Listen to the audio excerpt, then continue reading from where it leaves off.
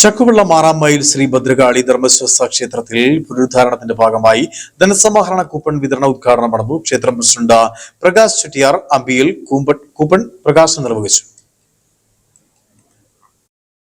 6 പതിറ്റാണ്ടിലേറെ പഴക്കമുള്ള ചക്കുവെള്ളം 6-ാം മൈൽ ശ്രീ ഭദ്രകാളി ധർമ്മശാസ്ത്ര ക്ഷേത്രത്തിൽ പുനരുദ്ധാരണ പ്രവർത്തനങ്ങൾ നടന്നുവരികയാണ്. 1 കോടിയോളം രൂപ ചെലവിട്ടാണ് ക്ഷേത്രം പുതുക്കി നിർമ്മിക്കുന്നത്. ധനസമാഹരണത്തിന്റെ ഭാഗമായുള്ള സമ്മാന കൂപ്പണുകൾ വിതരണം നടത്തുന്നതിന്റെ ഉദ്ഘാടനമാണ് നടന്നത്. ക്ഷേത്ര മേൽശാന്തി തൊടുപുഴ മേൽശാന്തികളുടെയും ക്ഷേത്രം ഭരണസമിതി അംഗങ്ങളുടെയും സാന്നിധ്യത്തിൽ പ്രസിഡന്റ് പ്രകാശ് ചെട്ടിയാർ ആദ്യ കൂപ്പൺ ക്ഷേത്രം മുൻ പ്രസിഡന്റ് CD പ്രഭാകരന് നൽകിക്കൊണ്ട് നിർവഹിച്ചു.